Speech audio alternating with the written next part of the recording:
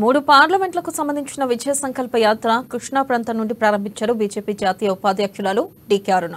విజయ సంకల్ప యాత్రలకు ప్రజలు బ్రహ్మరథం పట్టారు. 10 ఏళ్ల కాలంలో దేశంలో తెచ్చిన మార్పును ఈ యాత్ర ప్రజలకు తెలియజేస్తుందన్నారు డీకే అరుణ. ఆర్థిక వ్యవస్థను నిలువరించి దేశాన్ని ఆదర్శంగా నిలిపారని ప్రధాని మోదీని కొనియాడారు.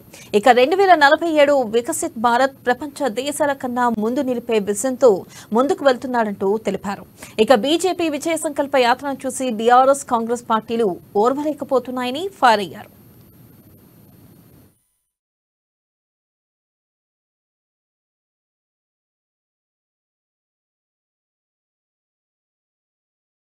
మరి ఈ రోజు కాంగ్రెస్ పార్టీ గాని బీఆర్ఎస్ పార్టీ గాని యాత్రను చూసి ఓడ్చుకోలేకపోతుంది. యాత్రను చూసి ఓడ్చుకోలేక వాళ్ళు అసలు యాత్రలో ప్రజల యొక్క పాల్గొనడాన్ని చూసి గాని, ప్రజల యొక్క భాగస్వామ్యం చూసి గాని, ప్రజల యొక్క ఉత్సాహం చూసి గాని ఓడ్చుకోలేక ఈ రోజు విమర్శలు చేస్తా ఉన్నారు. యాత్రను చూసి కాంగ్రెస్ పార్టీ భయపడతా ఉంది. భయపడి వ్యాఖ్యలు చేస్తా ఉన్నారు. ఇవాళ నిన్న కోమటిరెడ్డి గారు ఒక వ్యాఖ్య చేసింది. రోజేమో పోయి ఢిల్లీలో పోతాడు, ప్రధానమంత్రి గాని కలుస్తారు, మా గడ్కరీ గాని కలుస్తారు, ఫోటోలు దిగుతారు, పేపర్లకు ఇచ్చుకుంటారు.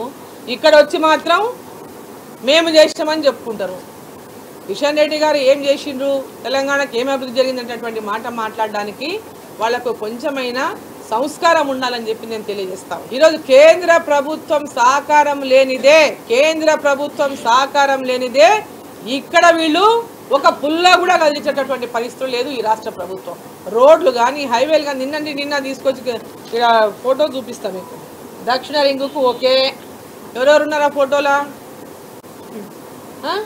కోమటిరెడ్డి వెంకటరెడ్డి గారు, రేవంత్ రెడ్డి గారు, బట్టి విక్రమార్క గారు, మన గడ్కరీ గారితోనే దిగిండ్రు. ఏం చెప్తున్నారు?